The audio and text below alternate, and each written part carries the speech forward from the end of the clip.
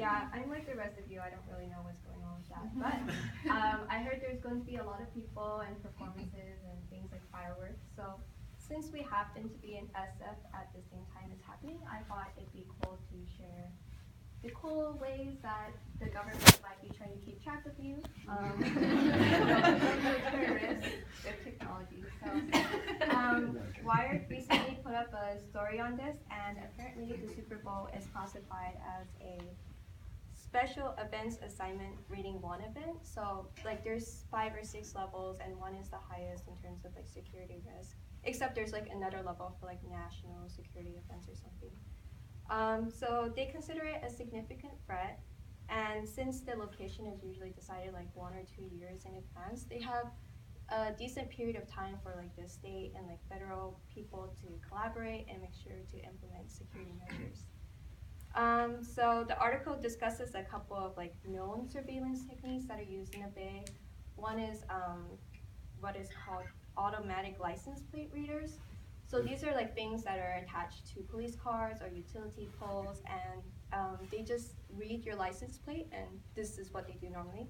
And they gather details like the time, date, and location. So over time, you can use that to infer things like where you work, where you live, who you visit, girlfriend or boyfriend, etc. So they also point out that there are cameras everywhere now. So there's like private and public cameras. There's a lot more private cameras, but people who own private cameras often register their devices with the police so that the police can more easily retrieve the feeds. So, and that combined with the fact that the FBI has been working on a facial recognition database, and that they're hoping to have like 52 million images in that database by 2015.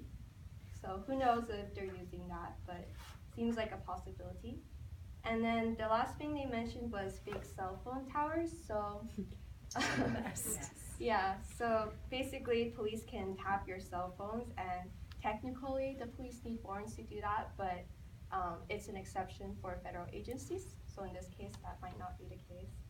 And so these are called stingrays or IMSI catchers, and they trick phones into linking to them. So then you can gather metadata like who called and when, and track your location using your cell phone and all of that.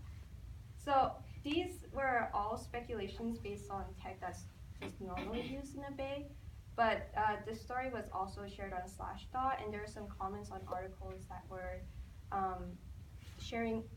there are some comments that linked to articles about past Super Bowls where like the government used like facial recognition scanning, gamma ray scanners to see inside of heavy vehicles, and quote unquote fusion centers that use real-time IP-based wireless technology to communicate sensor reasons. So to me, that brings up the question of like the security of that wireless technology.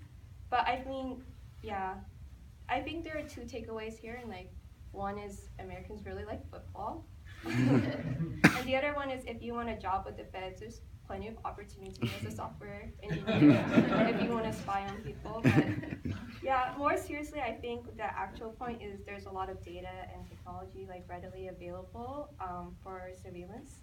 And on a related note, there was another article shared recently where Harvard researchers found that end-to-end encryption really isn't like a threat to intelligence agencies. That's claimed a lot by like people like the NSA, like, oh, like everything's being encrypted, we can't gather our data, we can't, make things secure.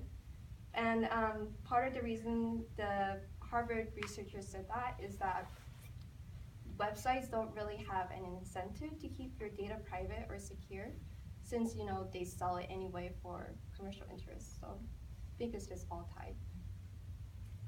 There's 45 seconds. Can you share the article? Yeah, I'll put it on Slack. I'll share both.